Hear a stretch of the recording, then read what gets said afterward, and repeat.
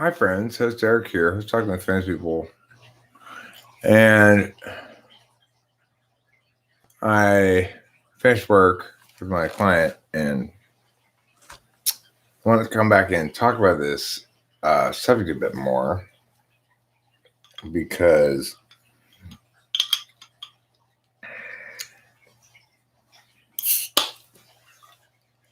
I received a brief phone call from a distraught sounding male. Kind of not maybe distraught's too strong of a word.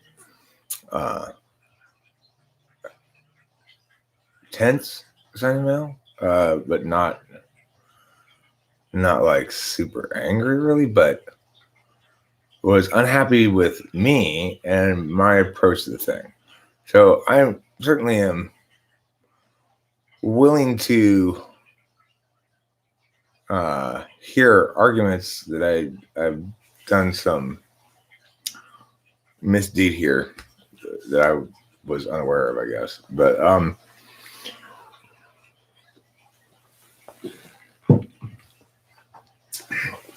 I do want to say the following, that there is a big history of cheating related dramas and this channel. I am not entirely undirtied by the whole thing myself. Now, I haven't cheated on anybody since I was 18 years old. When I was 18, I cheated on somebody for the first time. I've never cheated since. Never even come close to it. But when I was single, I ended up sleeping with somebody from the channel who was married. And now I understand how totally awful that is, frankly. I feel like a scumbag for having done it, or I would, except I was I was the victim there. She was an INFP, and I felt kind of like I was completely without solid footing or anything. But regardless, it was unacceptable for me to participate in that at all. Even though I did not technically violate any duty or prohibition or obligation or anything, I nevertheless would never do that again. Even if I were single, I would never sleep with somebody who's not. So I had to learn from experience at 18 not to cheat. And I had to learn from experience at 45 or 46 not to be the other man. I only had to experience each of those things one time, and I will never do either of those things again. But it was not acceptable for me to sleep with a married woman when I did. No matter how hard she hit on me, and no matter how oblivious I was or whatever. I wasn't so oblivious that I didn't know that. I was making excuses for myself, Of course, I thought that she was going to leave her husband and come live with me, which would have been a terrible outcome because it's not a healthy way to start a relationship. But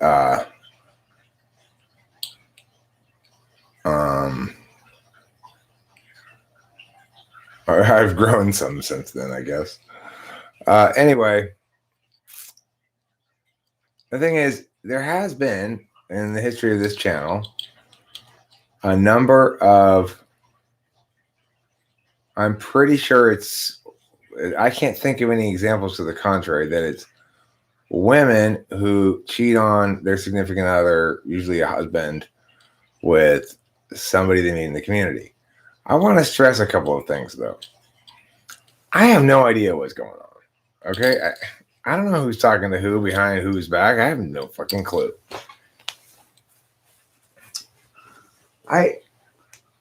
I have no role in putting people together and saying, hey, you know what, you should hook up with me, unless they are both officially single. When I hear someone's in a relationship, I assume it's a good, healthy relationship and that you shouldn't fuck with it. If I turn out to be wrong about that, well, I just turn out to be wrong about that. I am a bit of a moralist.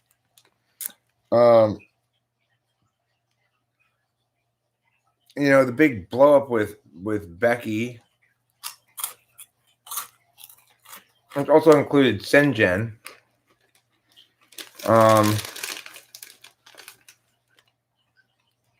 Was about cheating, about Becky cheating on her boyfriend, and me saying, "That's not okay. What are you doing?"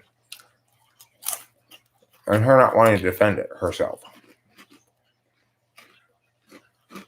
So she was still enjoying the fun part of it, you see. But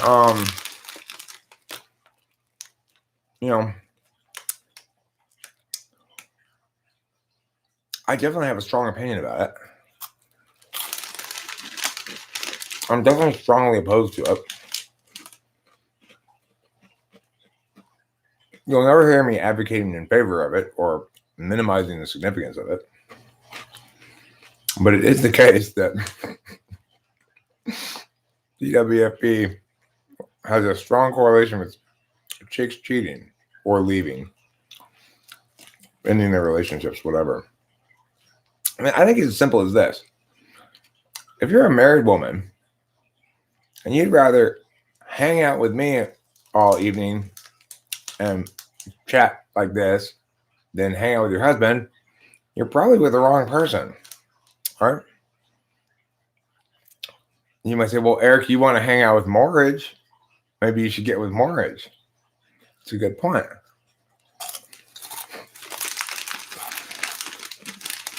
The thing is, when she's awake, Rachel's always right here or right over there. You don't necessarily see her, but she's usually right here hanging out with me. Wild live streams today, yeah.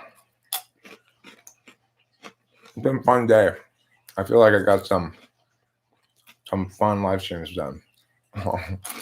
Live streams that are good enough that I might actually want to watch them. Like I actually did watch part of Smart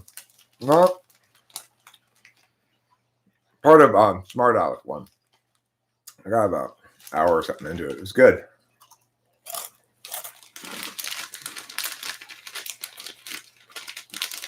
More than Eric sitting in a tree, having some porridge non-sexually.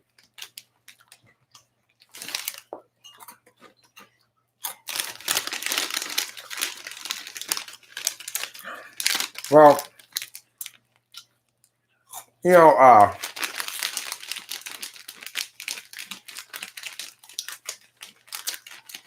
do think that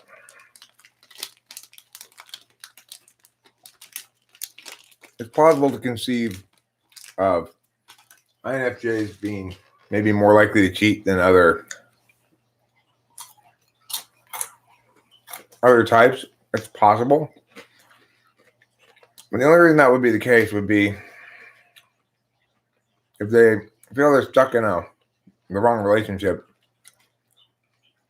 and they don't feel like they can tell their partner the truth without hurting them too much, so they just break it. It's like, let me break the relationship. My fingers are orange.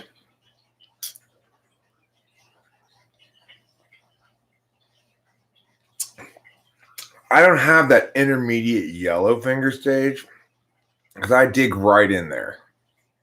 Well, I mean, it's not like I brought it out in the open, right? I had no idea anything was going on until Ryan Fox came into our last live stream insisting with lots of exclamation points that I checked my email. I haven't checked it all day, and she sent me an email telling me how she met someone on Talking with Fence People, betrayed her husband and ruined her family and all this this other stuff that's really heavy, you know, like really dark, heavy shit. But then he drops the bomb that of who the other person was, you know. I was shocked. And the thing is, it's like, I guess I'm being kind of callous about the whole thing. Well, it's like, I've been there. I've been the person who's been cheated on before, and suffered a shit ton as a consequence of it. But I'm not that person now, so I don't feel that way, I guess. I don't mean to be like dismissive or anything. It's just not my emotion.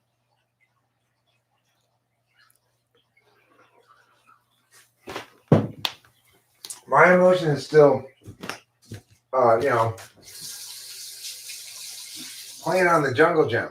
I got really kind of abruptly dragged away from making jokes into this sudden, what's going on here? Oh, I'm going to tell you, Zandy. I'm going to whisper it in your ear.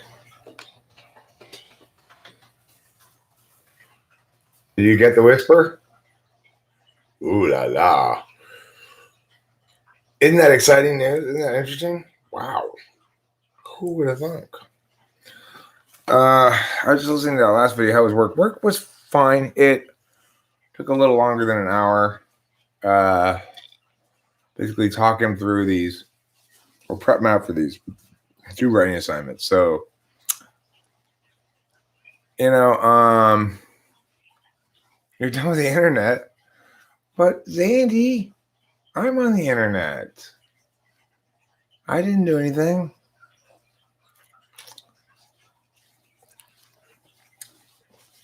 The internet does break up relationships. I mean, well, talking with famous people does. Zandy was married when I first met her, but you know, I've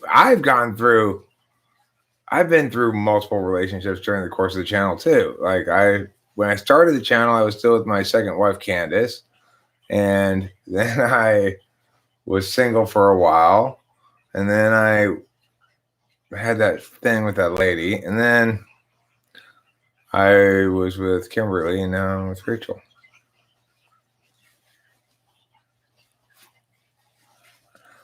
No, the way this whole thing is played out is, first of all, Jeff Shaw, that first night that he engaged with this channel, like when he probably the first time he found it, he was clearly drunk. Posting all kinds of goddamn comments all over the place, right? Like just hundreds of them, and leaving me this slurring drunk message on my voicemail. So that's fine. I get it. You know, we all do stupid shit when we're drunk. That's whatever. No big deal. Ain't no skin off my back, you know? But it's like, I don't find anything suspicious about any of this, because the way it's all played out is, it's like, what would be the point of making all this up or something? Because there was a lot of suspicion that something was fishy going on here. Like somebody was presenting themselves as somebody else or whatever. I think it was just all above board. It was as it was said. I mean, definitely was running Fox, and he's definitely in like all right. Well, I've blown everything up now. So what do I do now? Kind of moment. Probably sobbing and trying to get it back together, and sobbing and trying back together, and talking to her husband, and I'm sure it's crazy, you know. I'm sure it's a nightmare. But the thing is, it's not my nightmare.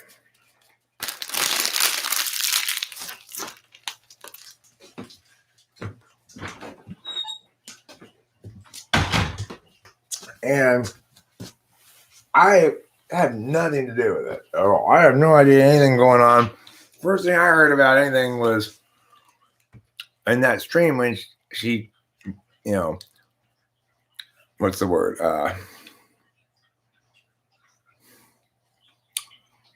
Cajoled me into checking my email.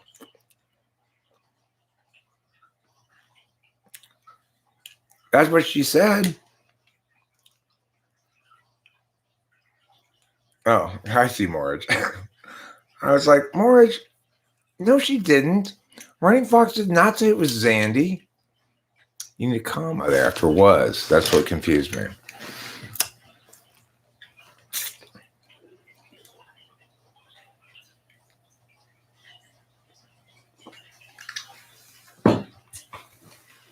Now, a lot of the crazy, weird stuff that happens, it might seem suspicious. A lot of it's just what it seems, Crazy, weird stuff happens. Who knows why?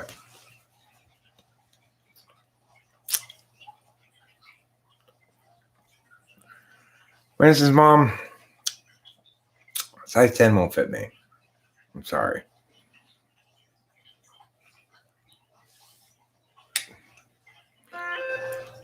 I'm not positive of anything, Andy. I'm just updating you on the current information as I heard it. I just, it's not like somebody said, I want to go on your show tonight. I've got a story to tell. So I'm reporting on some breaking news. Well, okay, should we fact check or whatever?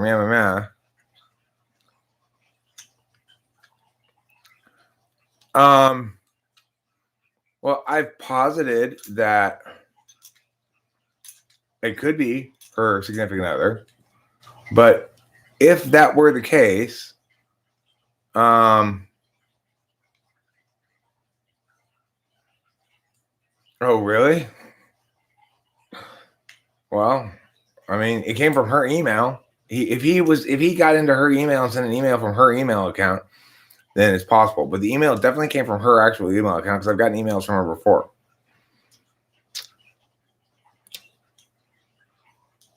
Oh. Well, it's like, how am I supposed to know? If Running Fox actually did cheat, then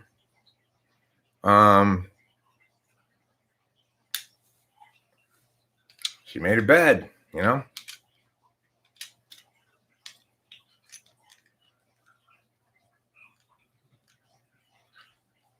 If she didn't, then and he's just leveraging this medium to try to get more information because he doesn't really know what happened or something, then kind of fuck you to him, but I get it because he's in a lot of emotional turmoil right now.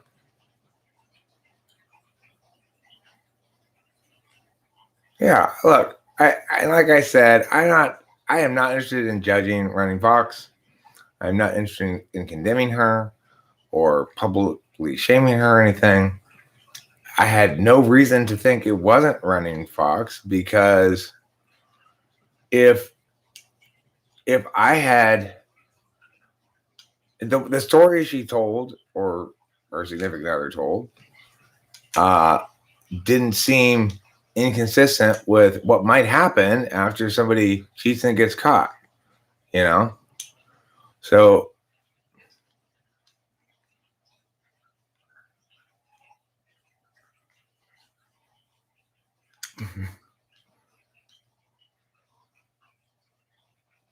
I know someone who hired a detective to take pictures and then he called her while she was at my house.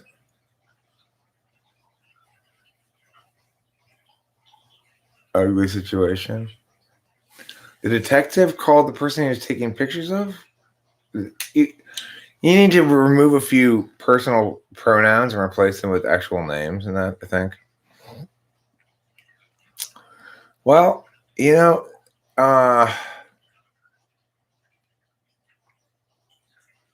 I'm sorry that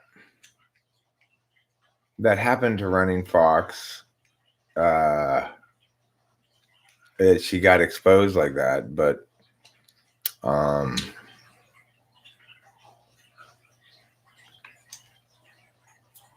it's like I can't be responsible for other people's internet security.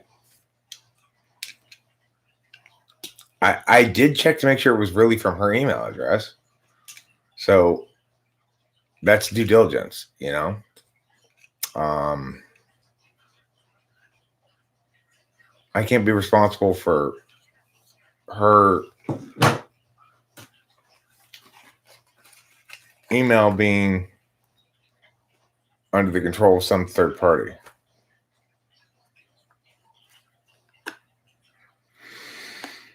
Hopefully, Running Fox is in a safe place. Absolutely. Hopefully, that's the case. If she needs to really badly, and I think she is within driving distance based on the area code I got a call from. I would even be willing to go pick her up and bring her back here for the night. She can crash out here and I'll crash inside, and if she needs that, that's fine.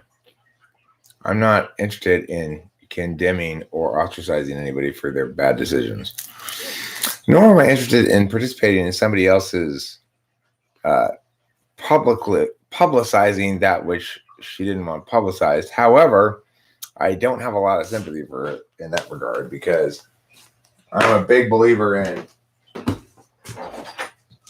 don't do or say anything you want to keep private. I don't have any secrets. So there you go. But absolutely, if need be, if I don't know if Danny's in contact with her or Rachel's in contact with her, I think she's from 909, so I'd be willing to go drive to her, get her, and if she feels the need to, like, remove herself from the environment or something, I'm not unwilling to facilitate that. I'm about as safe a person as you could be. I'm as safe a man as she could go off with, right? Like, in other words, there's zero chance of me touching that woman or any other woman besides Rachel. So, if in fact,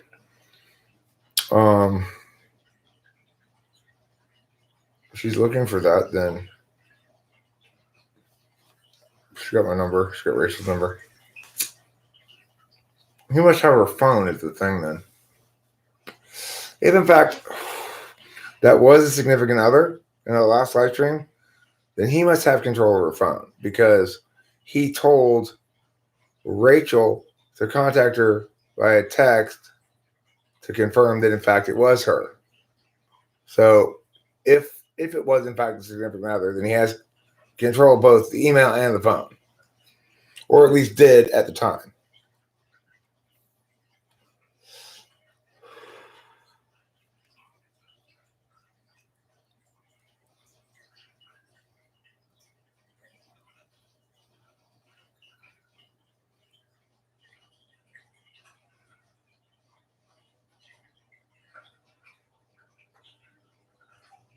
I mean, look, it wouldn't be particularly difficult to fool me in that situation.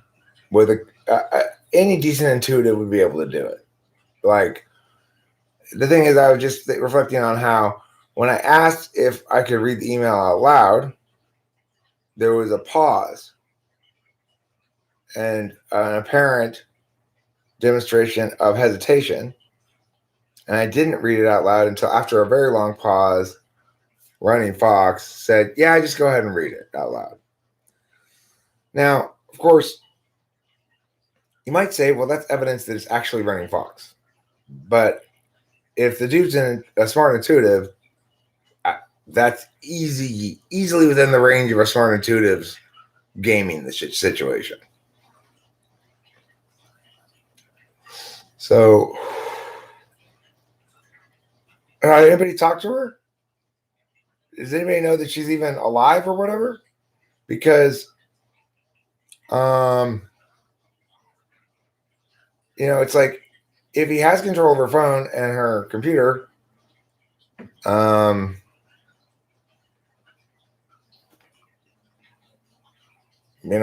it's like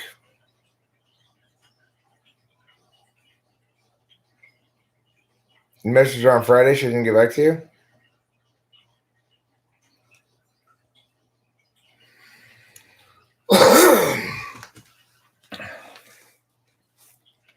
Rachel, are you still awake?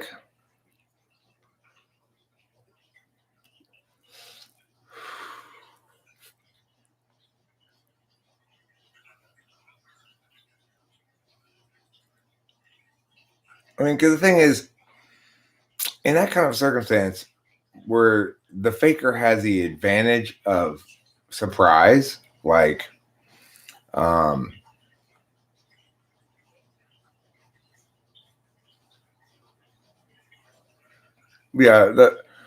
think it was the husband who called me briefly, right as I was starting work, and he said I had done bad or something, but I said, well, what do you mean? He said, well, think about it. I said, okay, I gotta work right now, but I can't talk to you right now.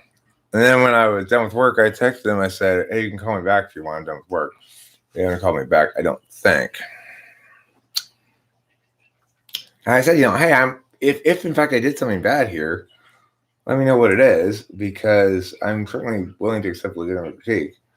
But you got to explain to me what I did that was bad. If in fact what I did that was bad was fall victim to his faking me, then he's the one who's culpable for that, not me.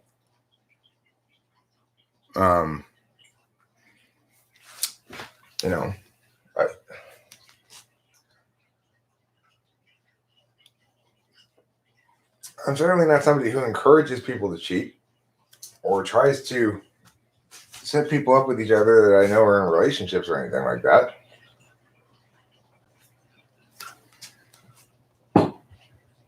The fact that people of like mind find connections here is that they don't necessarily find someplace else is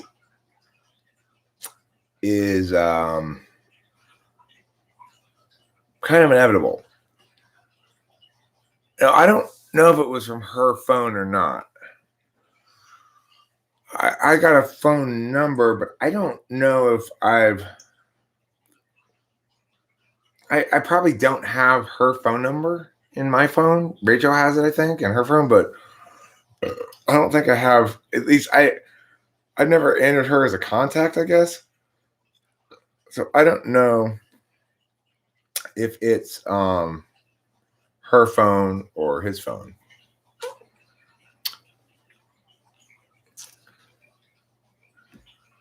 Well, I would have been perfectly willing to talk to the guy, but he called me right as I was starting work, so I had to do this stupid poetry book thing again. Like this. And this teacher keeps assigning these dumbass writing assignments on this stupid poetry book.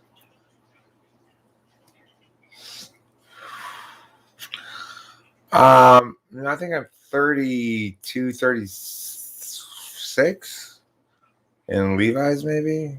I don't know. I don't remember. It's been a long time since I bought myself clothes.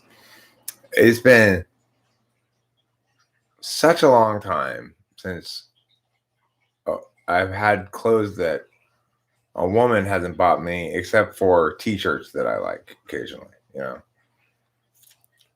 But almost all of my clothes have been purchased for me by some woman. Candace destroyed my whole wardrobe. in our marriage. She basically threw out all the clothes that I had and replaced them bit by bit so I wouldn't notice, you know?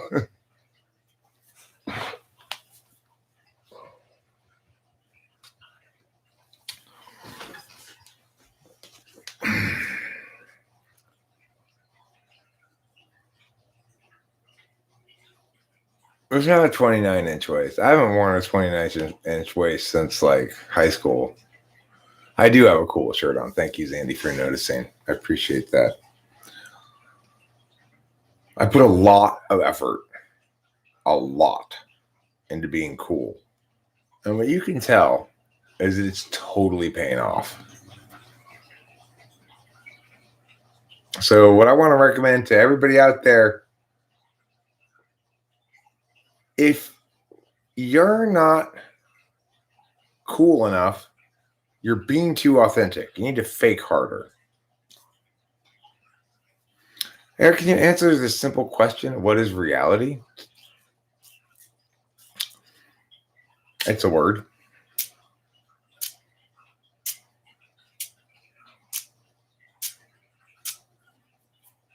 Reality is a word. And what it means depends on how you use it.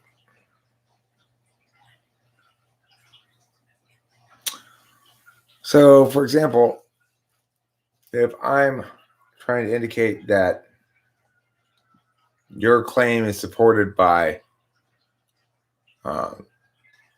supposition and speculation rather than actual warrants, I might say, you present speculation and supposition. I present reality. In that case, what I'd be trying to do is use the word reality to highlight the lack of justification in your arguments as a means of highlighting the superiority of my own, because I'm trying to like win a debate or something, right? Listen, if you're experiencing negative feelings, this is what I want you to do. I just want you to push those all down to the bottom of your feet. Just step on those feelings, put a big smile on, and say, I'm happy. Like that. That'll cure all of your problems. Are INFJs more spiritual? Than what? Than a bag of poo? Yes. I mean, what's confusing? More than what? You don't know? Well, I mean, how am I supposed to know then? You're the one who asked the question. You know, the average beard has a lot of fecal matter, and it's recommended to shampoo them. How would I get fecal matter in my beard?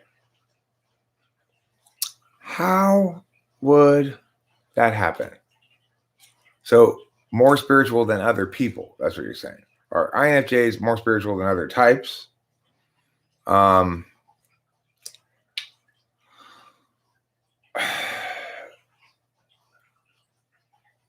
mean, different types are inclined towards different kinds of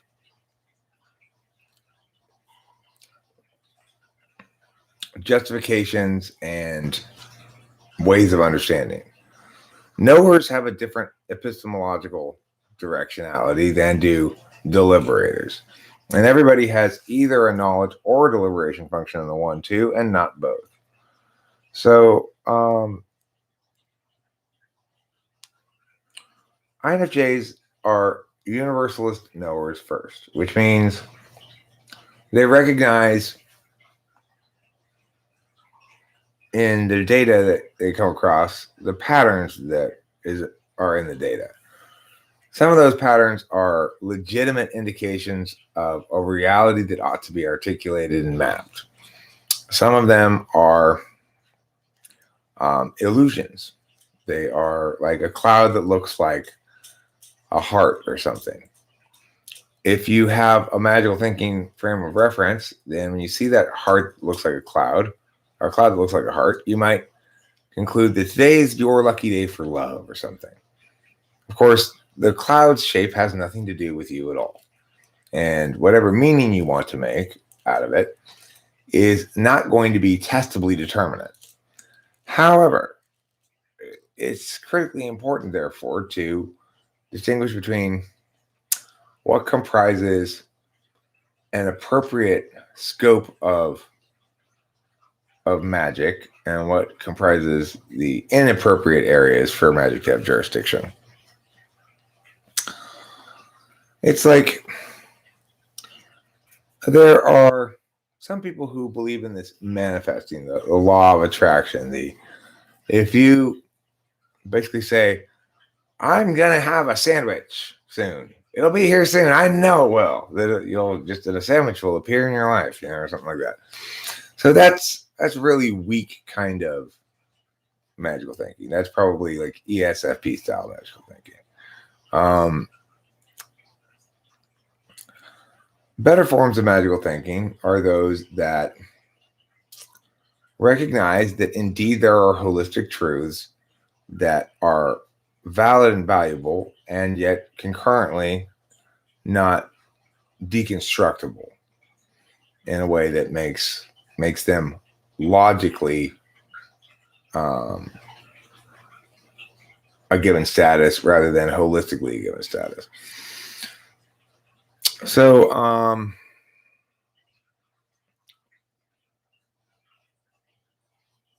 yeah, people have extraordinarily different experiences of reality.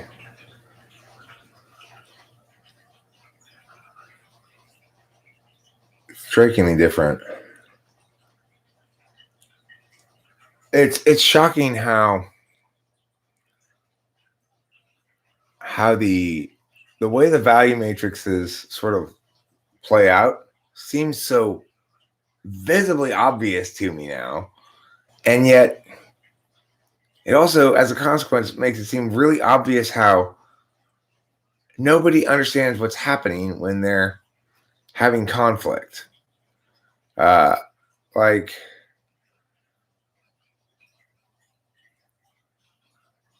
in some sense, the impossible mountain to climb really is being understood. And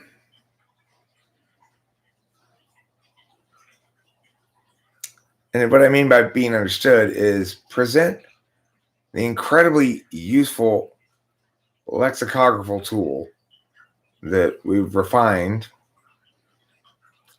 into something that can allow non-metaphysical types to metacognate about their own being more successfully. That's the big challenge, because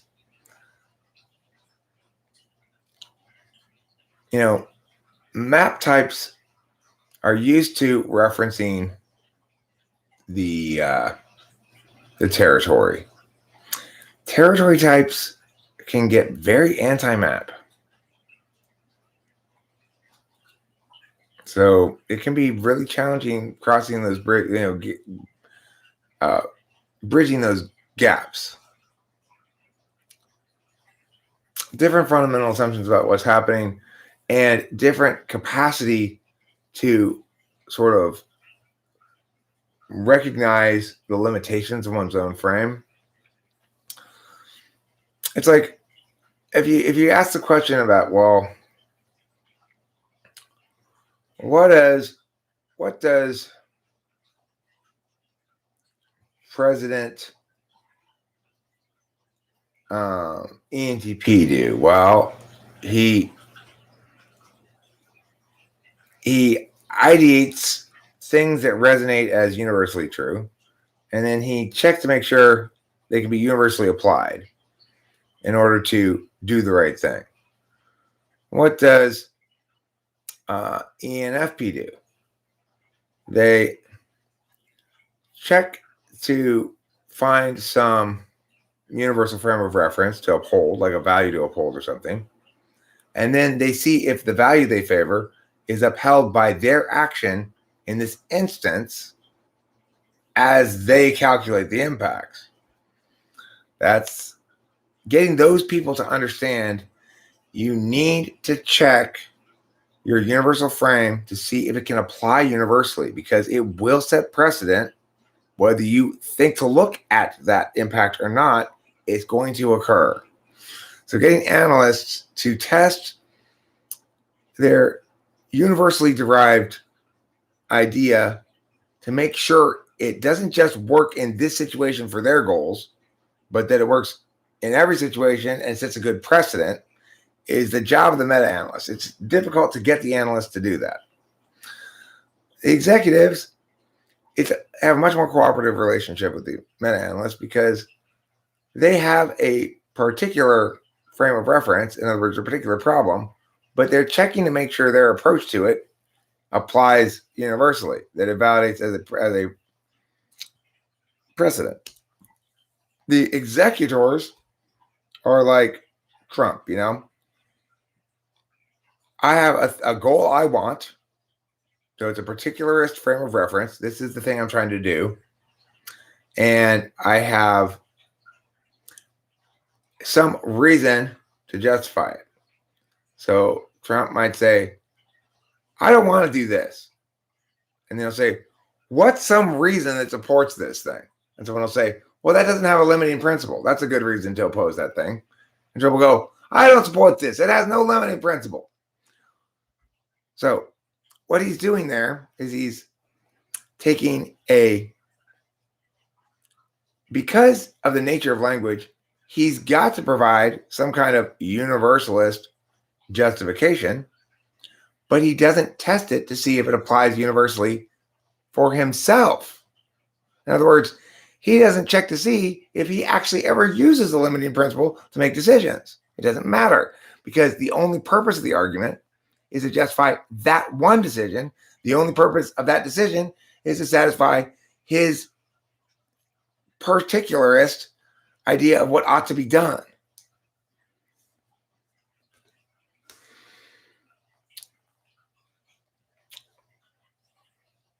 Well, there's a number of different ways to determine right, wrong, true, false, etc. As I've said many times before, the two basic rationalist ways to do it are to say, I can extrapolate out from what I know about the system and what I know about the proposed action to anticipate a net positive outcome, and that justifies taking the action. That's one kind of rationalist approach to being correct. Another kind of rationalist approach to being correct is the kind that I tend to use, which is all the words need to work like a smoothly oiled machine. There can't be any bullshit. That's how I would define right. Question mark, you might define right as that which feels most correct to you. Like, you might think, you can't box me. My feelings and my authenticity aren't able to be put into words. They're too big and vivid and rich and high resolution and stuff like that. And that would be how you would determine what's right. So you're saying, well, what is actually right? In which frame of reference would you like to have that answer? Because those kind of questions don't transcend frames of reference. You can't have an answer that's true for every frame of reference. It doesn't work like that.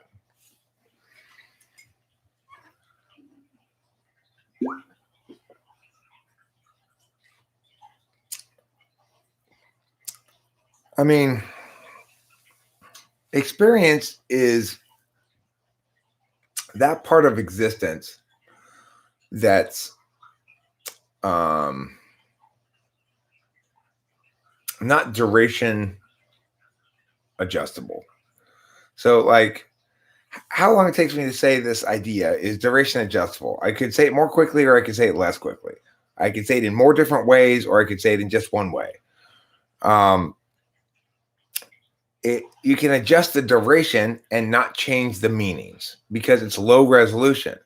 So the meanings can be processed as fast as you can process the language. In contrast, if you have a higher resolution frame of reference, like I suspect you do, question mark, you're probably have both Your dominant frame is particularist, and your tool function is particularist. It's probably FI second, and that tends to make it difficult for you to recognize when certain words have primacy. In other words, because these words work so well with these other words that we can actually meaningfully make determinations about the truth. It's something you'll never really trust if you've got FI tool. I'm guessing, question mark, by the way that you're approaching your questioning. So it's like it doesn't. Okay, I'll probably be in there in a second, David Sanderson.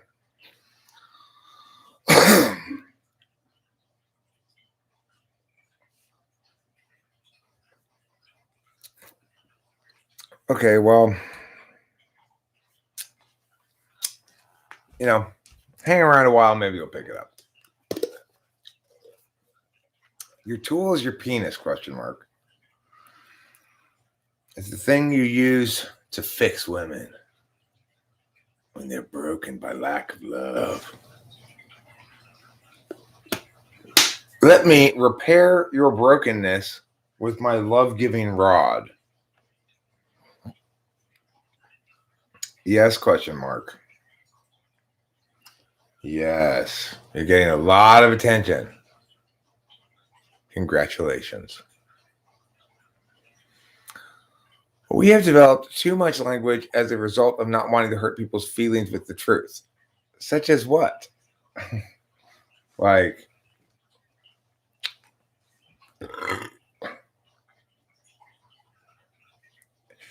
it's not that we have words that help you to avoid hurting people's feelings. It's that we have the capacity to be considerate of not just what's correct, but how other people are going to respond to it. Whether or not we have an obligation to care about that is another question. But isn't that ironic, don't you think, David Sanderson? It's like a free ride when you've already paid. Okay, well, I don't know what all that stuff is, question mark. It's just miggity meows. You've got too many miggities in your meows, and I don't know how to fix that, okay? If I were a miggity remover, then fine.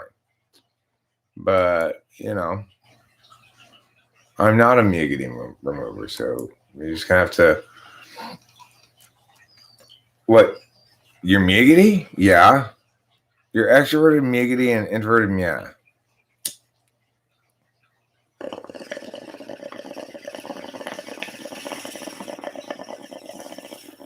Interesting. I don't know what else to say. Oh, I'm just pulling a bum rip.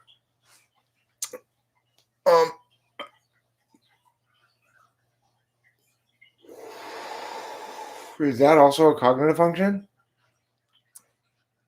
Your quote from Hinduism is no, that's not a cognitive function. That's a quote or a paraphrase. It's like my student tonight when I was working with him on his essay. He said, okay, so what caused her to make the change from conflicted to resigned? Was it poetry? I said, no, it was because her mom found her notebook and read it and got all mad and then tried to burn it up. And so there's a big fight. And then, okay, but what's the thing that causes her to go from conflicted to resigned? I just told you. Well, is it like poetry though? No, it's not poetry. It's the fact that her fucking mom found her notebook, read it, and then tried to burn it up. That pissed her off. That's what caused her to have a big fight with her family, which caused them to bring the priest in, which now they're talking and they're not really using words in a logical way, but they're really appreciating each other and, patting each other on the shoulder and recognizing that with enough patience and not caring about what matters is true, we too can be a loving family that doesn't think. So that's what caused it, Jeffrey, not poetry. But he didn't like that answer, so he just asked me the question again. Did I just answer this question? No. Well, then what is it? Because he wanted like one word. It's justice. Justice causes her to go from meow to meow. It's self-expression. No, it's her mom finding the fucking thing and reading it. That's what it actually is. See, his teacher would probably prefer some bullshit like that, right? So it's a constant, I don't know what to do with it. It's like, whichever, you got to make a decision. Do you want to do it well, or do you want to make your teacher happy? You can't have both. If you want to do it well, you will take this opportunity. The great thing about English papers is it's a golden opportunity to shove whoever assigned its wrongness back up their ass. They have to read the thing and grade it. Rip them a fucking new one. Why are you pussing out, you know? Well, his mom doesn't want him ripping her a new one. His mom wants to play interface time, interface party, you know, like, well, if we just schmooze her this way and try to jump through her hoops, no matter how much she shifts the goalposts, then I'm sure we'll be fine. No, you're not going to be fine. She's just going to give your kid a B because she doesn't like him because he's an ENTP. So instead, make her begrudgingly give him a B because she can't give him anything lower, and she hates him because he's torn her a new one for the whole fucking school year. After all, it's like this poor woman, the mother, is not only pulling her hair out trying to get Jeffrey to get an A in this class, she's hiring me and pulling my hair out to do it too. And I'm explaining to her, you don't want to get an A in stupid McFucktard's class. Okay? You don't want to. If you did, you were way too cooperative.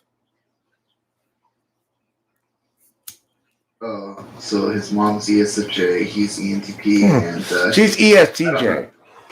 She's ESTJ. She's incredibly frustrated because this ENFP teacher is denying her any meaningful TE approach to solving this problem. The ENFP teacher just keeps shifting the goalposts. I see. But I did what you said last time. Yeah, but now there's this new problem that I didn't tell you about before.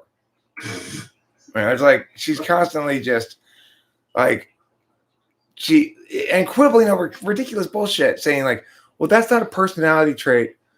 That's a state of being. So inquisitive is not a personality trait. It's a state of being. In other words, just because she's inquisitive in this scene doesn't mean she's inquisitive in general. Fine, I get that. But that's true of anything you could put there. Right? Just because she's pretty in scene 4 doesn't mean she doesn't have acid splashed in her face in scene 5.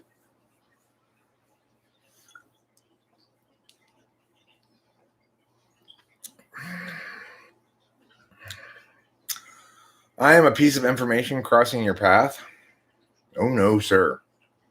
I will not cross there. I'm going down to the crosswalk where it's safer.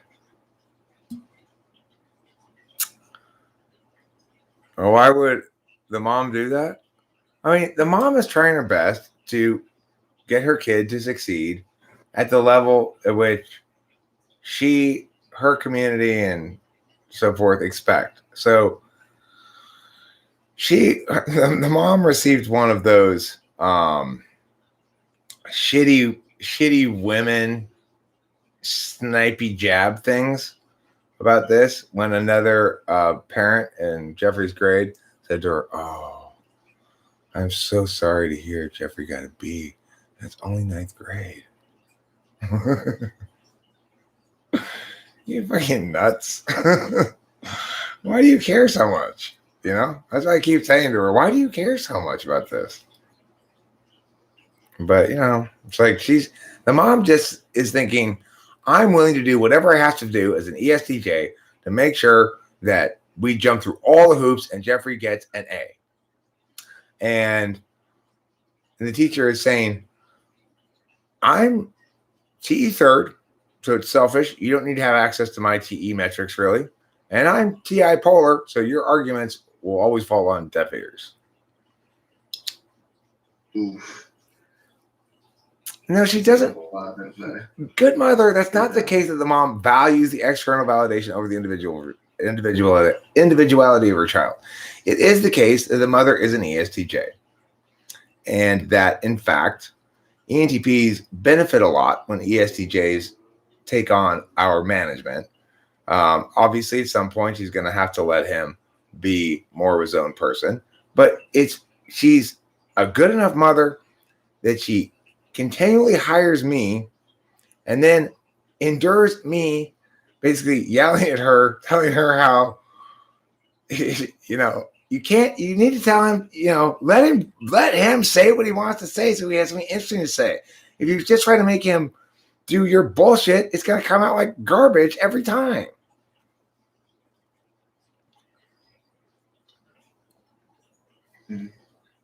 She's a great mom.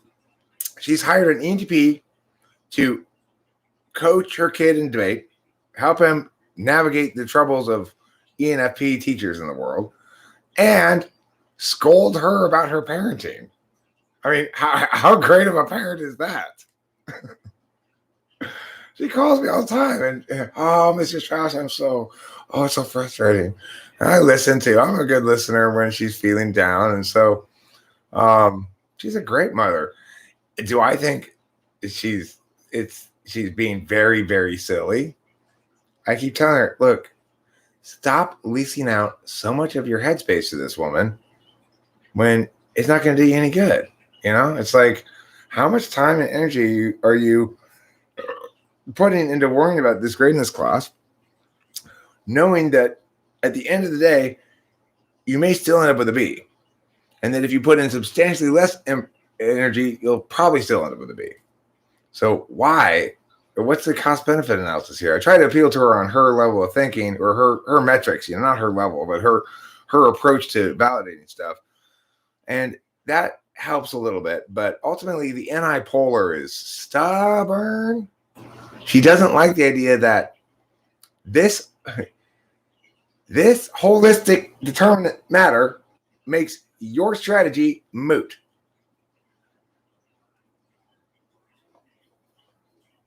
A good mother, I disagree with you. She's a hell of a mother who's doing the best she can as an ESTJ to raise, to be the mother in a family of TI users. Her husband's an ISTP, her daughter's an ISTP, and her son's an ENTP. And, she's fighting the best fight she can based on how she understands, what she understands good parenting to be. The kids, the other thing is the kids are very bought in too. Jeffrey's been tiger mommed his whole life. He's very accustomed to it.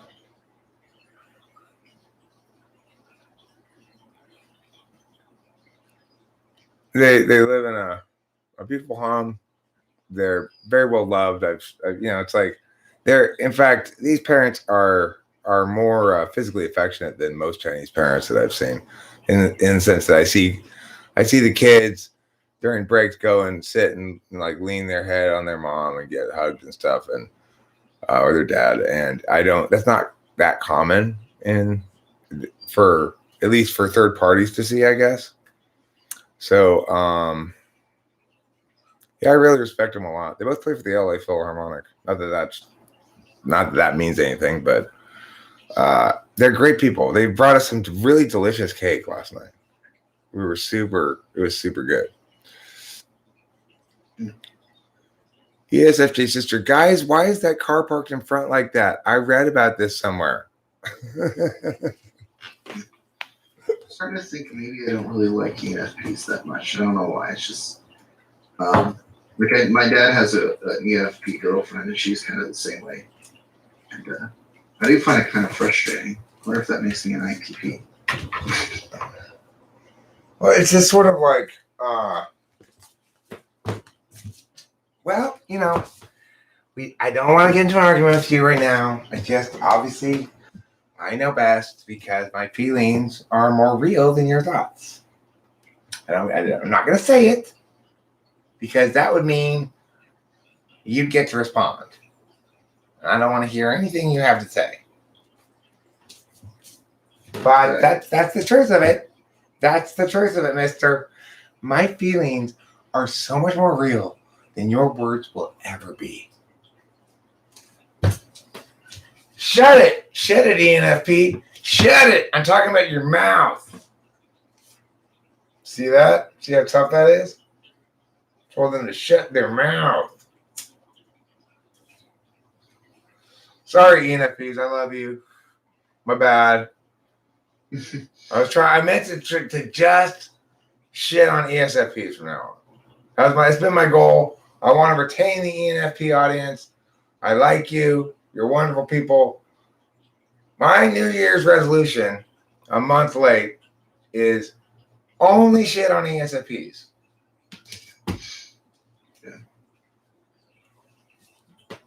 Do you think they bought it, David Sanderson? I don't know. Maybe. Possible. Oh, this guy over here? Question marks pointing at my twin brother, Don. This is Don. Don, say hi. He's looking over there for some reason. I don't know what he's looking at, but we are very identical. We got gold medal at synchronized swimming in the 1984 Los Angeles Olympics.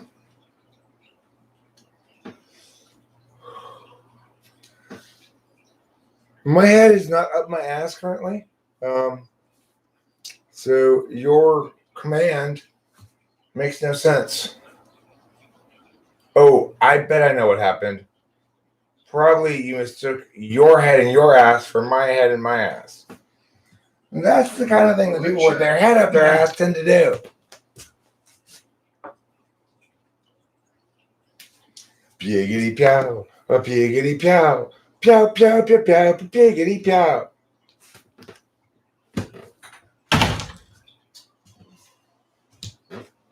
What a crazy day, huh? What a weird day. Well, with all that relationship drama stuff,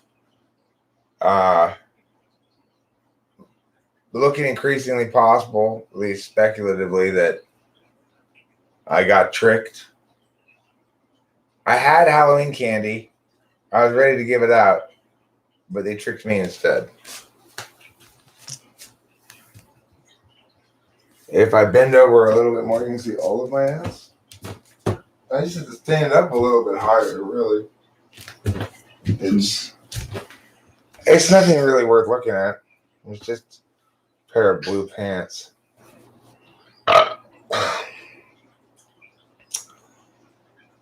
Just a pair of blue pants. Sorry, David Sanderson, go ahead. All right. Wait, no, I thought you were going to finish, but did you have much to say or what? No, nothing more to say of any importance. All right. So I was listening to a couple of people online debating, and I got really frustrated, and I'm not sure exactly why, but it just sounded like was basically a presuppositionalist debating an atheist, and the atheist guy was basically saying that he grounds his arguments in reality or something like that. He says the religious guy says how do you justify your belief, and he says, well, I justify it by reality, and it doesn't sound right. No. So it was kind of frustrating. Yeah. I'm not sure why. It shows you kind of how important cognitive functions are, because cognitive functions have even helped me organize frames of argumentation and debate better in my head. So it's like somebody who claims they're being objective, like an atheist or whatever, does so without recognizing that there are two different, distinct ways to appeal to objectivity. One being to appeal to empirics, and the other being to appeal to logic or reasoning. They don't differentiate between them. And so they say, well, I justify with reality. Well, that's not a justification metric, right? That's not a way to test anything. So how do you test to see if something's reality? How do you use reality as a test to determine if something is meow? It's like, how do I know if something's inside this room? Well, I define inside this room as that which anything that I can see from that wall to that wall to that wall to this wall, and everything that I can't see in the middle of that stuff. Anything that's on the other side of that wall, or this wall is not this room. So then now we have an operationalized definition. Which side of the wall is this on? Is it on this side or this side? It's on this side. Okay, it's not in this room. That's an operationalized definition that you can use to determine the status of something. If you say, like, well, I justify with reality, that's not, you don't mean anything. You're saying, I claim the status objective. You get to be subjective. Your stuff's magic imagination and my stuff's reality. It's like fucking, what are you, 6 years old? Right. And of course, this precept guy, he naturally gets on people's nerves a lot by his framing of things. So, you know, and that's kind of naturally the response he gets in a way, because I feel like he's necessarily like interrogative towards people. He doesn't really he shifts the burden of proof always onto the other person. And so, you know, you're always on the defense, essentially. It's really weird because he's the person that's claiming that you need God in order to have like a rational basis for your claims or something like that. Well, I mean, the thing is, what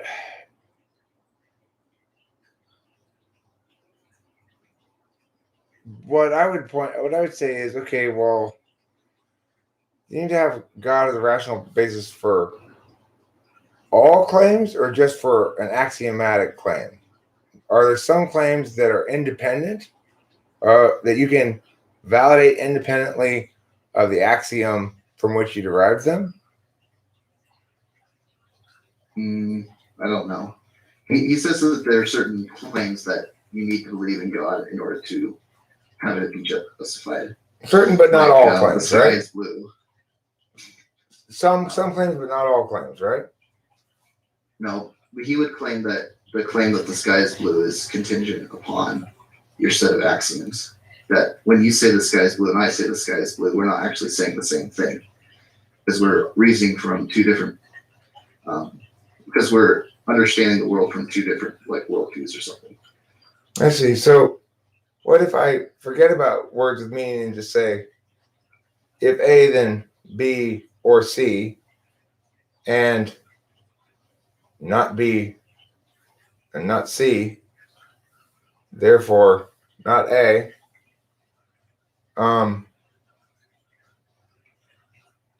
Do we have a problem understanding what's happening there because we understand the words A, B, and C differently? I'm not sure what you mean. Well, it's like, if his point is you can't derive the idea that the sky is blue without accepting certain preconditions argumentationally.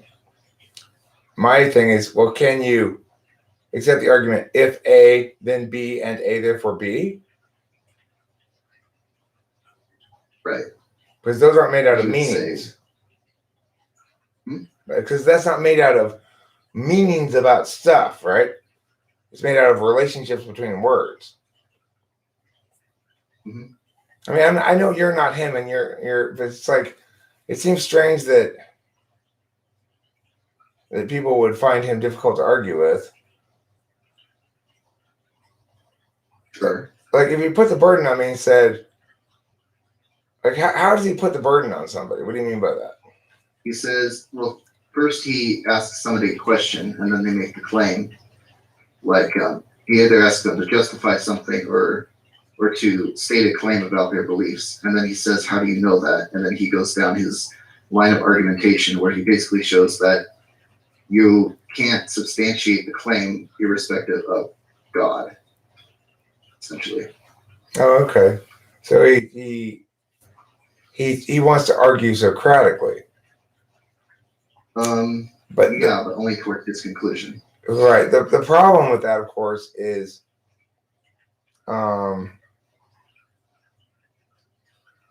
he'd never get any answer he expected from me. He wouldn't know what to do with it. I don't like giving people answers they expect. Sure. So I obviously that's not a real debate. If one person is the questioner and the other person is the answerer the whole time, one person's trying to teach via the Socratic method. The two people need to take on, obviously, equal roles and appropriate burdens. The AF has the burden to affirm. Neg has no burden to affirm. So, there is a difference in burdens, but if he's trying to negate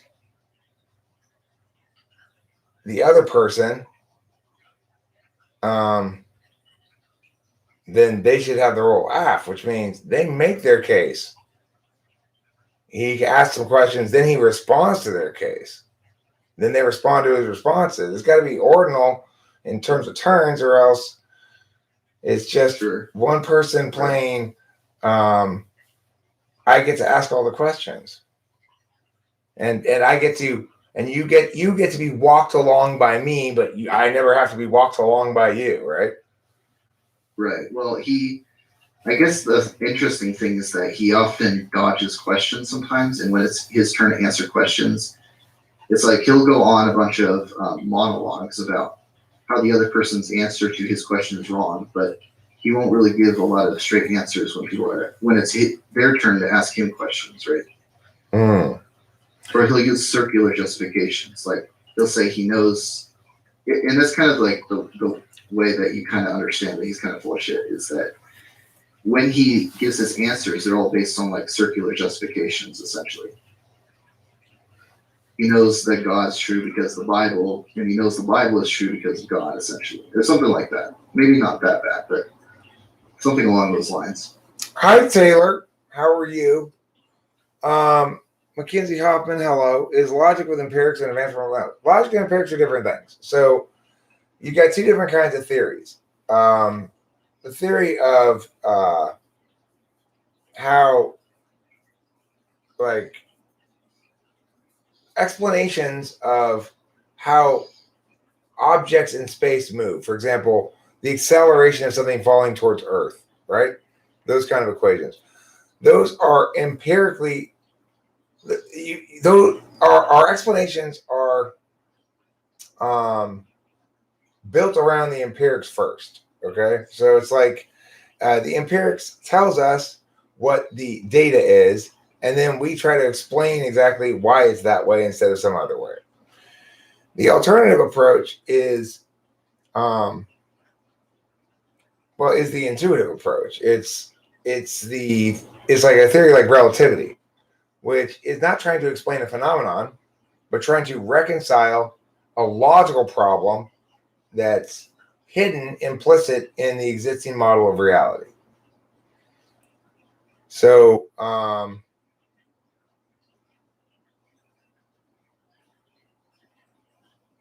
hitting you with the buds. Who's been hitting you with the buds? You started smoking weed, Felicity? That's really nice to hear. I've been holding out hope. I've been holding out hope all these years that you too will someday become a pothead like me. And just put that dirty old beer away, replace it with a nice fat bone rip.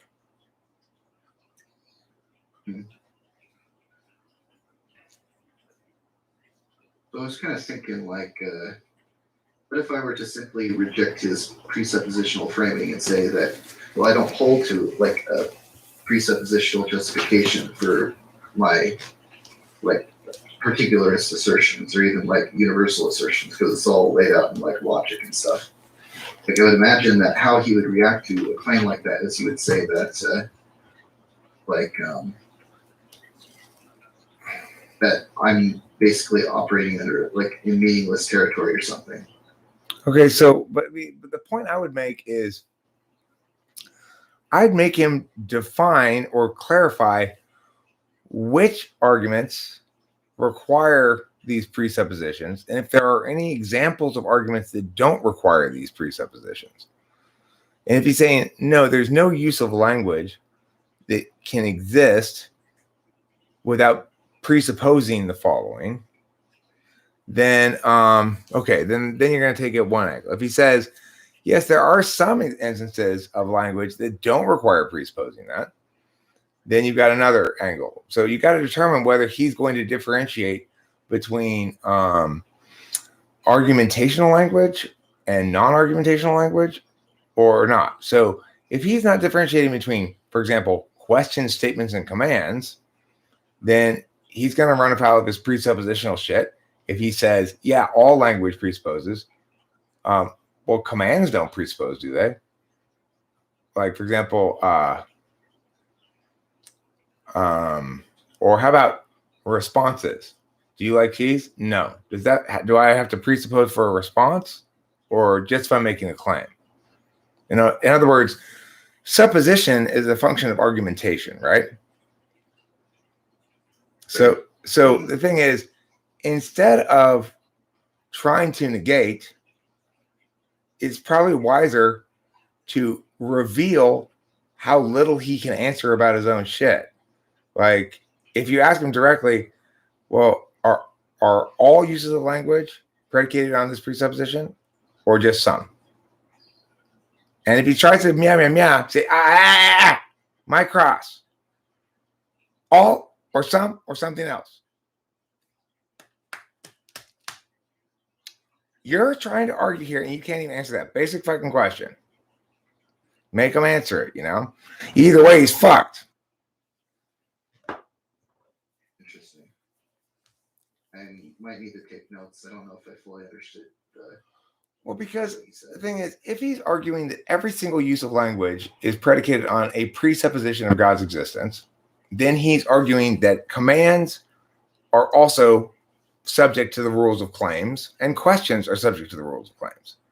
If he doesn't say that, he says, no, some instances of language are not predicated on presuppositional stuff, then you say, well, which ones?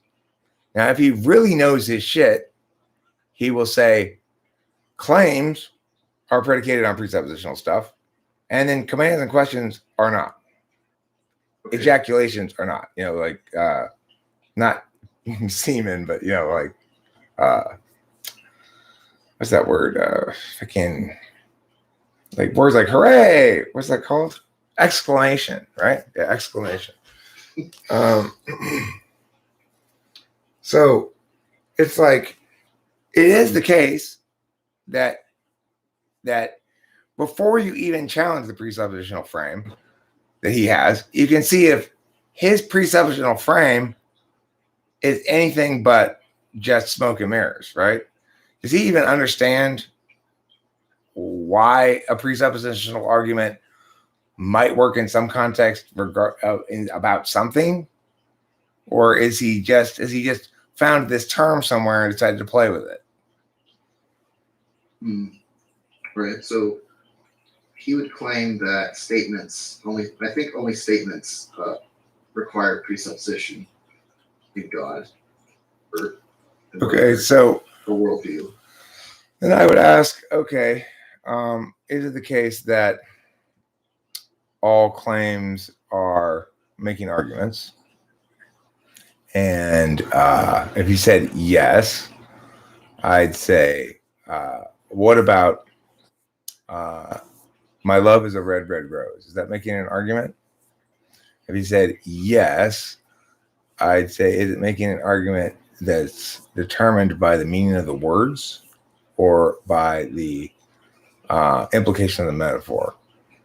And if you said the former, I'd say yeah. If you said the latter, I'd say yeah. You know, it's like you gotta figure out exactly what he's trying to say. That's the thing. People want to win or argue, but you don't know how to argue against it until you figure out what he actually is trying to say. The problem is, and the thing that gets super frustrating is when it turns out he's not really trying to say anything. He's just trying to avoid saying shit, right? Sure. Goodbye, ESTP here. ESTP was here, but not anymore. It's not good to have crushes on ESTPs. I'll try to avoid it. I don't think I'm prone to crushes on ESTP girls at all. I think we're too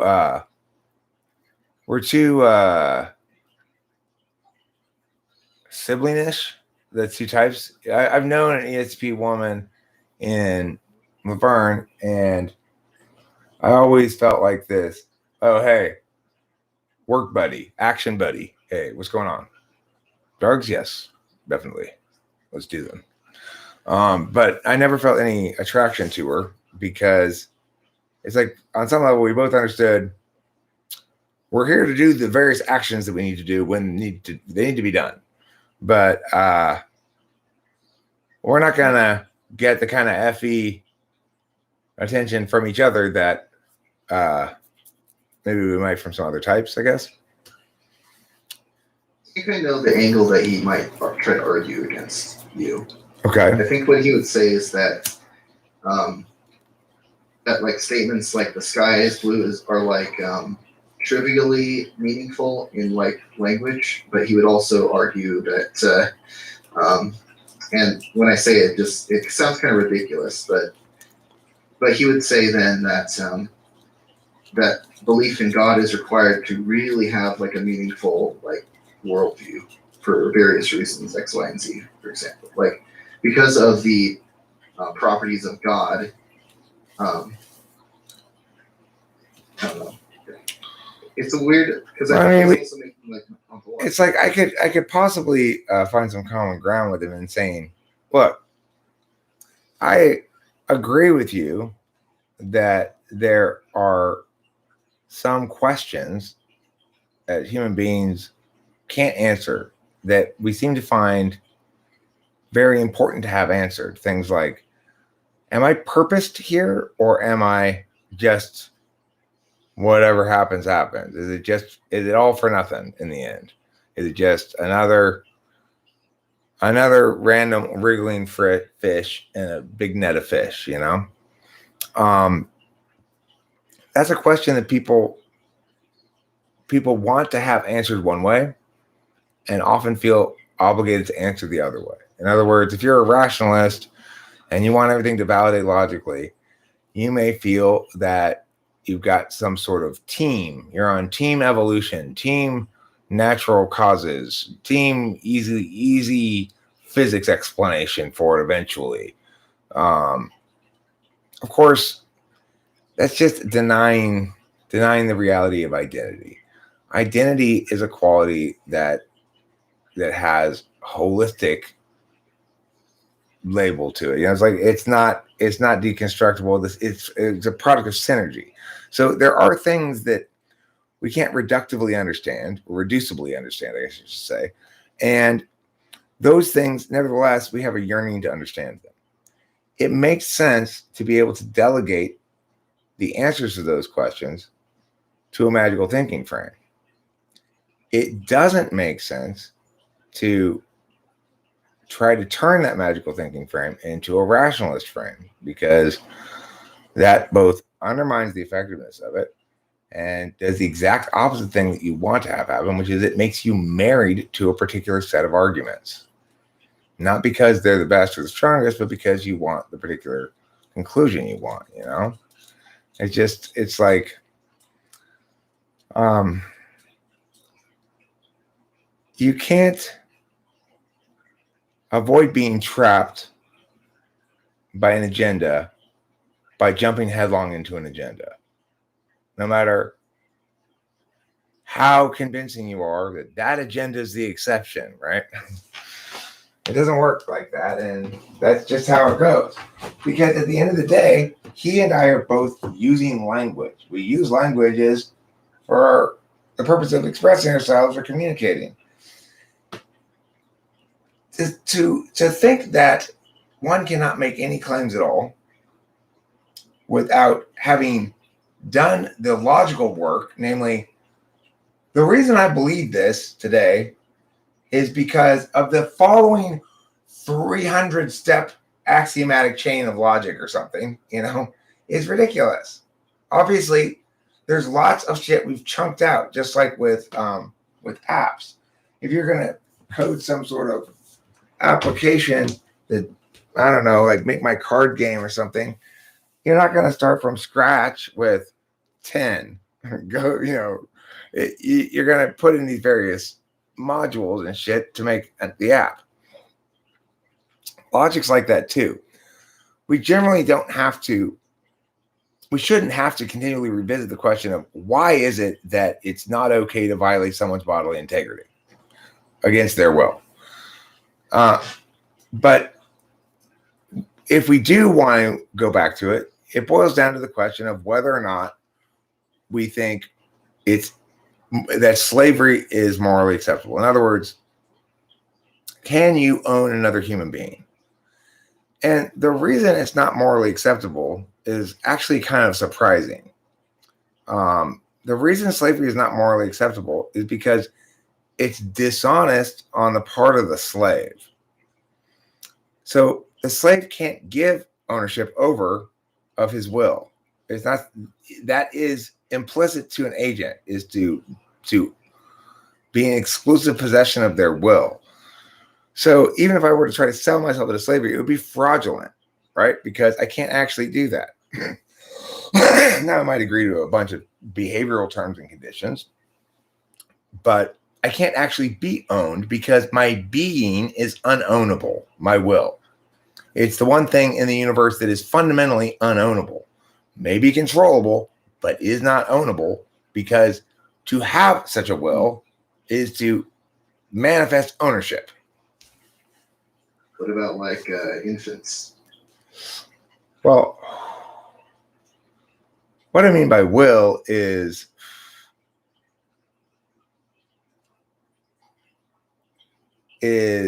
agency plus intent. So the intent to suck milk from a boob and the agency to do it comprises the newborn's will.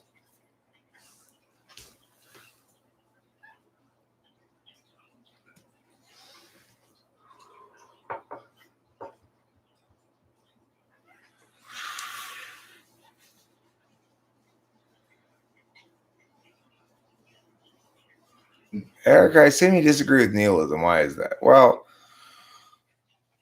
the thing is, I'm not really sure what comprises nihilism. My working definition of it is it's a phenomenon that occurs when NTPs especially realize there's nothing they can't negate in some way or another, and conclude that as a consequence, reason has failed them, that therefore nothing has meaning, and therefore life is, I don't know, then you start wearing dark clothes and talking with a German accent or something. I don't know exactly get what nihilism is. What are you trying to, whatever it's saying that's so negationary is almost certainly self-defeating, right?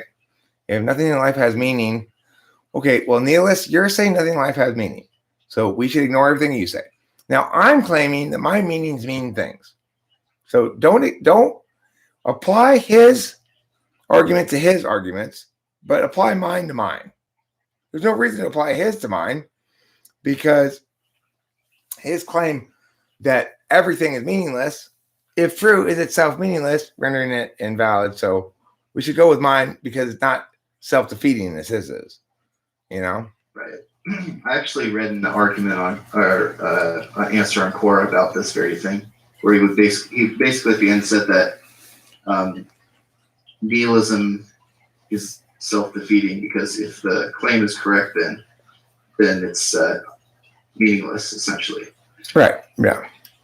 It's like as soon as it wins, it basically, nihilism tries to pretend the argument is over once they establish meaninglessness, that thereafter no more meaning can be attained, But that's just not the case. I mean, I've got answers to your arguments, nihilists, and they do mean things. I'd like you to respond to them on point, please. No, it wasn't meaningless. Okay, fuck off. Go die of a heroin overdose in the park.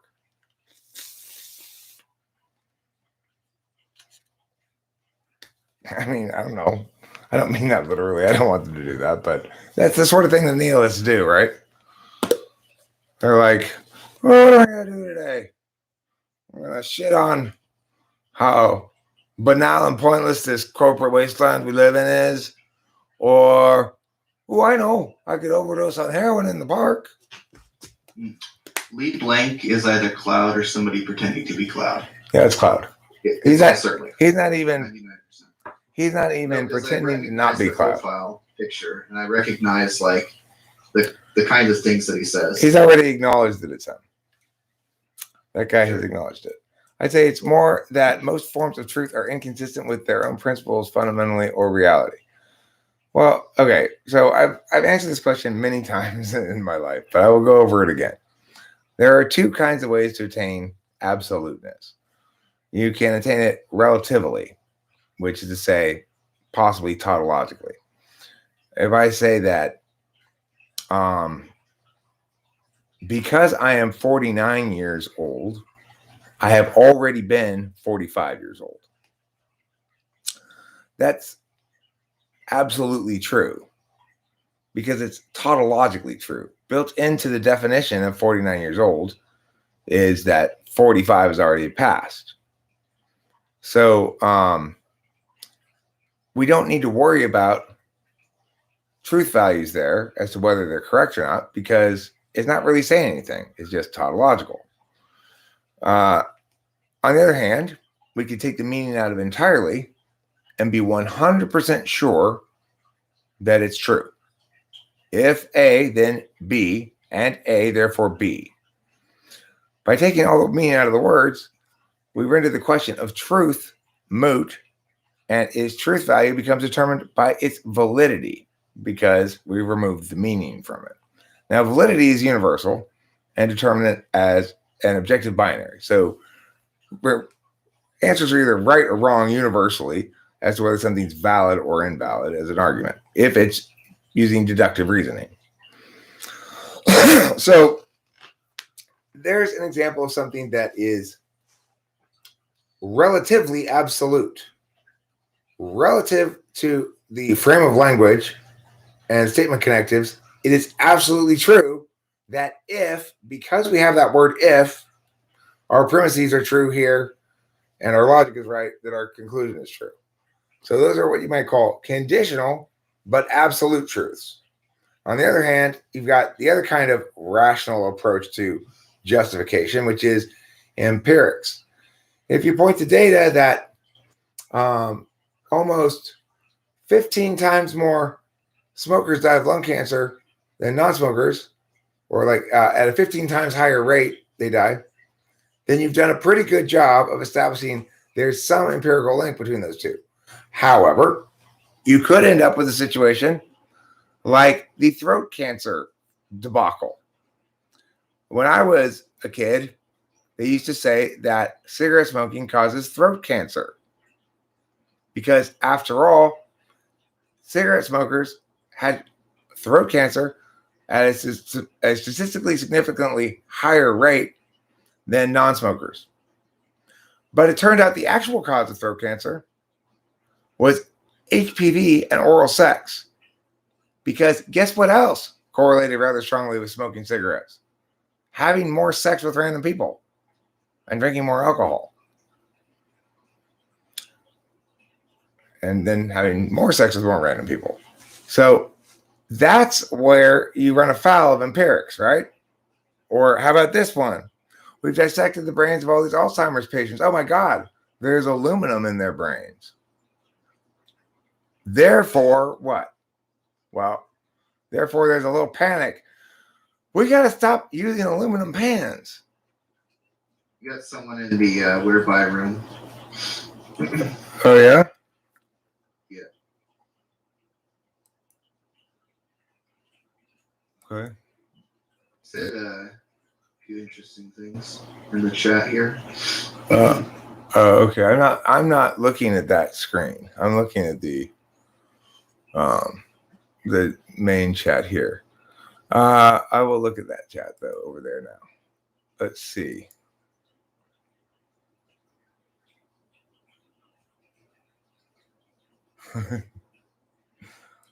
It's not penises that cause throat cancer. It's HPV. But it's fine if you've been vaccinated, then you're fine. This is not a wine bottle. This is a bong. I don't drink my wine. I smoke it.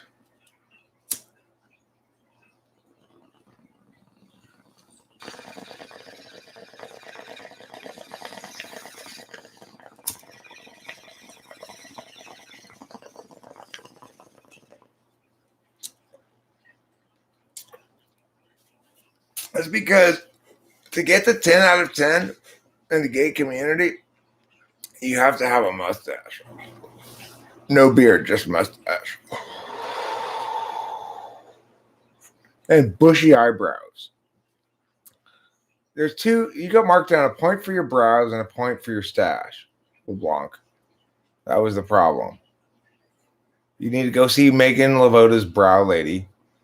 And you need to grow a good tough cop motorcycle mustache.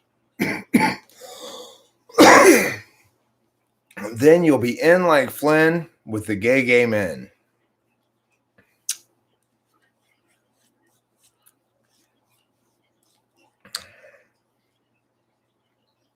You try to run game on Lijo from time to time. She was here earlier.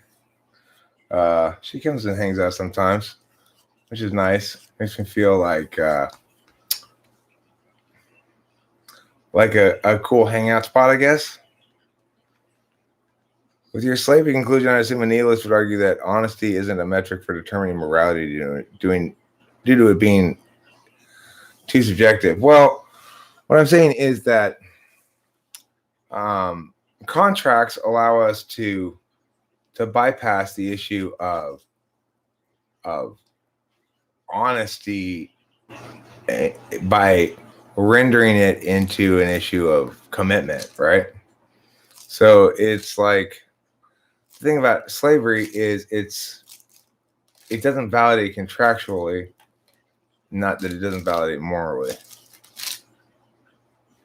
That's what I said. That's why I said it's kind of a weird reality. It's kind of surprising as to why it is slavery is wrong. It's not because it's immoral, it's because it doesn't validate contractually. Because both parties are misrepresenting the relationship. The owner doesn't really own the other person. The slave isn't really owned. So it's a fiction, not a binding contract. Crypto's rallying. I mean, look, I feel bad for him too. I would have felt more bad for him if he. Joe is an ESFP fraud. Who is? Oh, is that what the person? Is that what the person in the room there says? Well, I don't know. I mean, I think if I remember correctly, I think in a very early type police, I might have type policed her as ESFP myself, but I don't know.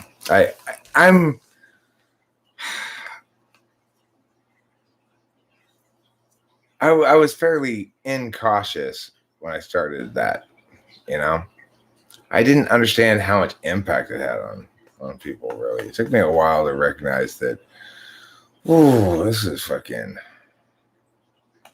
it's a little too brutal a sport for me, you know?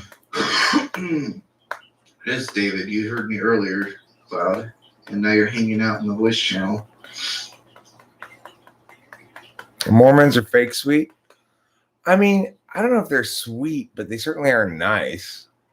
I had a Mormon teacher who worked across the hall from me when I was teaching in middle school at Rebay. And she was nice. She was, it's like,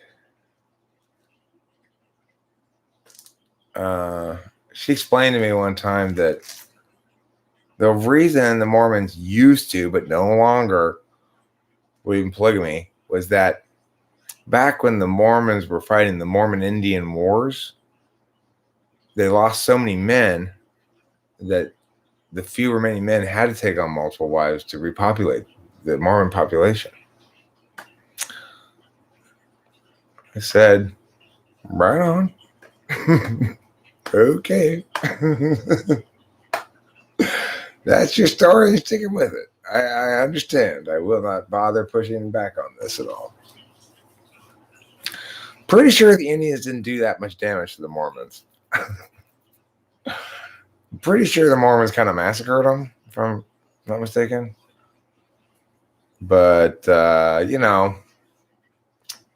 massacred them, were massacred by them. Same thing.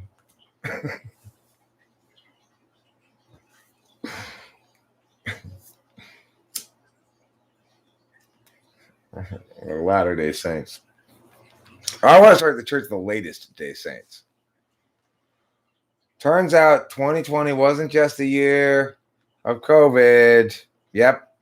I found it first. They released all the new saints. All the new ones. There's Berzekiel. There's Gossifar. There's Madge. And Rakiel. These are our new angels. They're the new archangels. They've replaced some of the old ones who, Michael, he went to go play golf in Florida. He's retired now. We have to get all new angels. I mean, saints. They're both angels and saints. They're saintly angels. Oh my God, those angels are so saintly. Are you sure those just aren't angelic saints?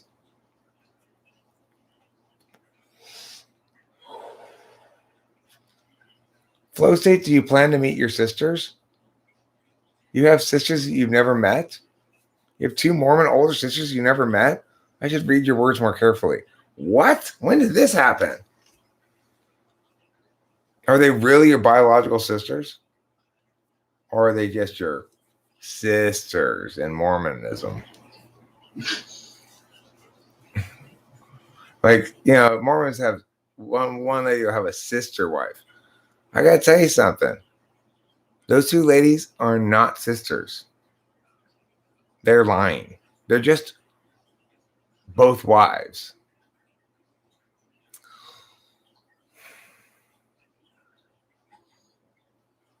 Eric, you remind me of this guy called J-Reg. J-Reg. We're just watching J-Reg. It must be, if you have more structure to your channel, you might become famous. Oh, because J-Reg makes a lot of, really low quality content.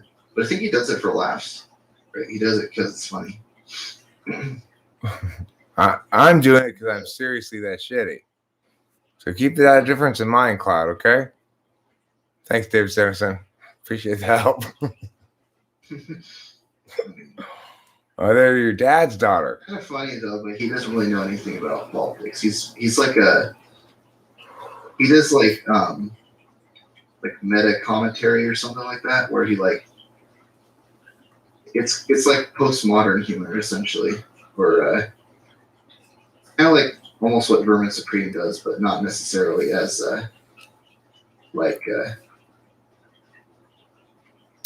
as far as I can tell,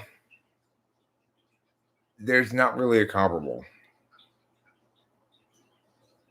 It's like, I think Cloud would love to find a comparable, probably more than just about anything. I don't think there's any other channel on YouTube that's like this channel. I don't think there's anybody else on YouTube that's like me. I don't know. I'm waiting I'm happy to be proved wrong, but I've not encountered any such thing. I haven't been pointing to any such thing. I've been pointing to people who kind of have some aspect of my vibe, maybe, or kind of look like me. But the thing is, as far as the robust ideation, it's either completely lacking if they're NFPs, or some INTPs make some interesting videos if you're down for really dense explanations. But if they're making explanations of socionics, well, they've docked on the wrong ship, and they can TI the fuck out of it all they want, and they're not going to get anywhere.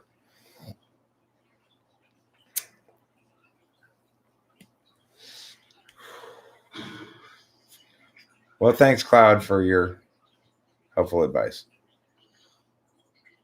I'm fine with getting advice like that. I recognize the legitimacy of the advice. Yes, I would be well served to make a lot of 5 to 10 minute long videos. I agree with you completely. Although I don't think you're like J-Reg or Dreg. I don't really know how you pronounce it. I don't think there is a correct pronunciation, which kind of shows you like how like informal he is, I guess, with the kind of content he produces. He doesn't really have like any like PE frame, or I don't know what it is. It's like it's not really like a correct answer when it comes to a lot of the things he says. I think he might be ENFP though, because of that. But I don't think he's like unaware of the like inconsistencies or not addressing them in some manner. But I think it's more like he has a lot of ideas and like a lot of social commentary, and he kind of something like that. So I am pleased to announce the arrival of Cloud's litany of criticisms. Tell me, Cloud, what else am I doing wrong? I think your current short videos are too dry. You need to edit them better to make them watchable. You could hire like a video editor or something. I don't know if you have one already. No. I cannot afford to hire anybody.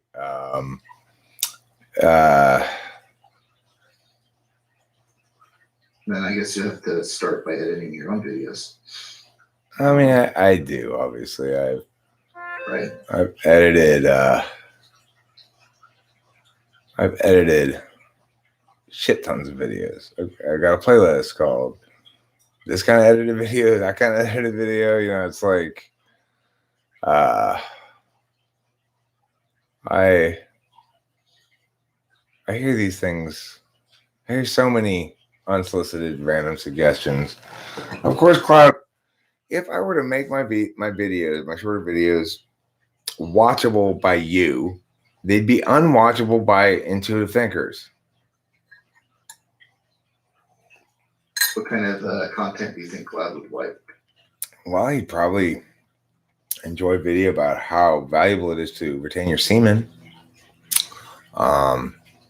About how, with enough spiritual conviction, you too can believe your way into making nonsense work. I'm not looking for direction. I'm not looking for inspiration. I've got a clear path ahead of me. And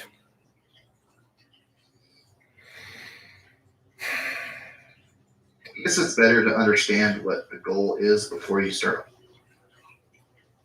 Because that's kind of what I do. It's like first I try to understand what somebody's goal is and then offer them advice, and usually it's much more effective that way. Oh, I see what you're saying. What is he saying? No, I see what you're saying. I misunderstood what you were saying at first, because at first I thought you were telling me I should see what my goals were first, but what you were really saying is somebody wishing to give advice should make determinations about the other person's goals first. And that is good advice in general. Except somebody like me will always say, I don't want to frame shit through my goals. I don't like to frame shit through my goals. I do have general goals. Well, I mean, my ultimate goal is to, I guess, well, I'm trying to think of what's the goal after president, you know?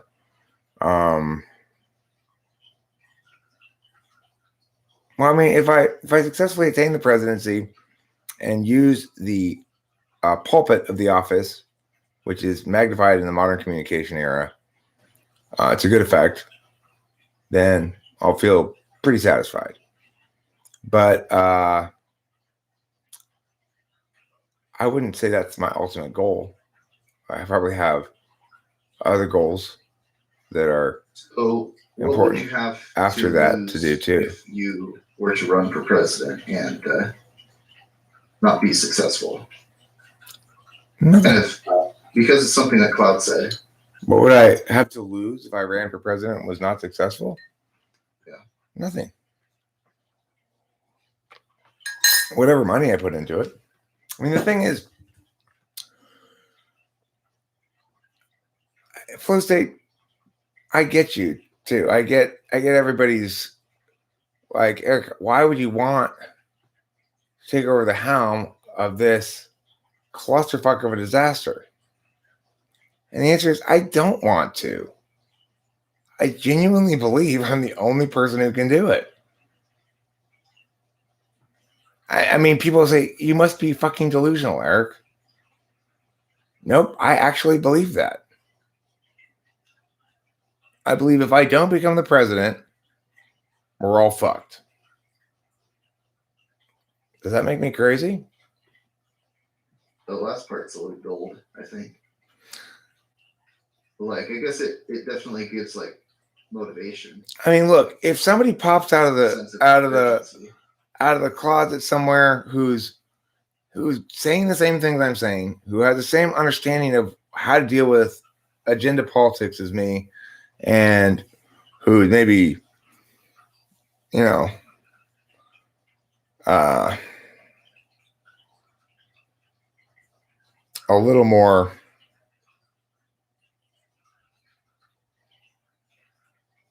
I guess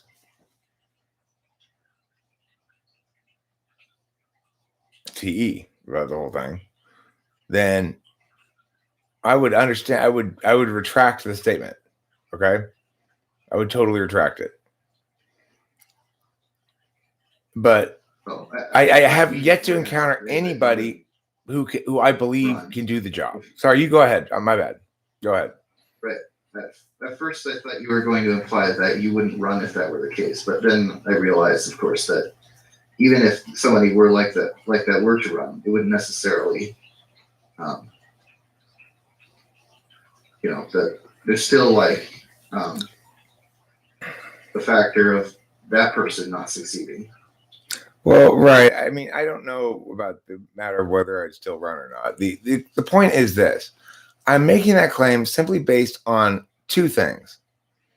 One, I haven't heard anyone close to correct besides me who's seriously talking as though they were a politician or a candidate of some sort, right? Number two, almost all the politicians I hear aren't just not remotely as qualified as me, but they're dramatically unqualified for the job at all, for any job in politics, as far as I'm concerned. And what I see is a complete failure to have any kind of meaningful framework discussion. That what the country needs is to be taught how to talk. I just don't see anybody else up to doing that job who has all the necessary components, both the willingness, the desire, some minor level of starting spot, actual public policy credibility that far exceeds that of any politician I've ever heard as an objective calculus,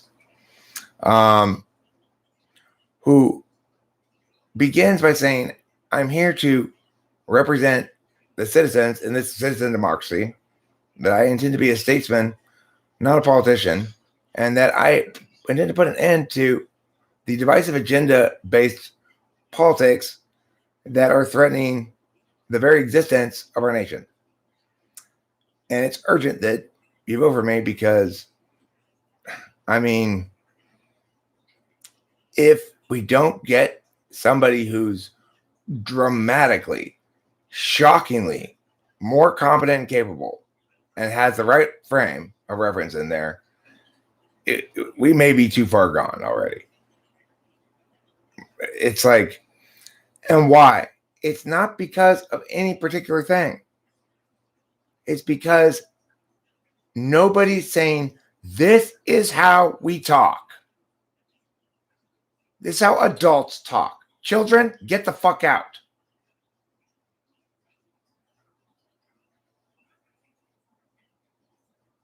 We talk like serious human beings to each other about policy matters that affect our nation. Not as members of two separate fucking stupid teams full of fucking stupid children, but as adult citizens in a citizen democracy. That's what I offer to the country. I see it as my duty to do it because I honestly don't see anybody else anywhere close to ready to do the job.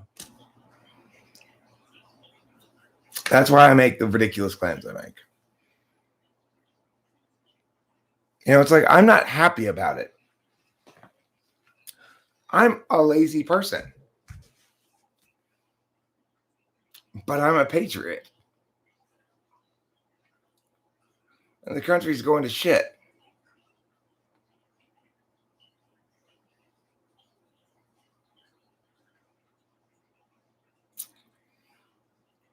All right, that's it for me.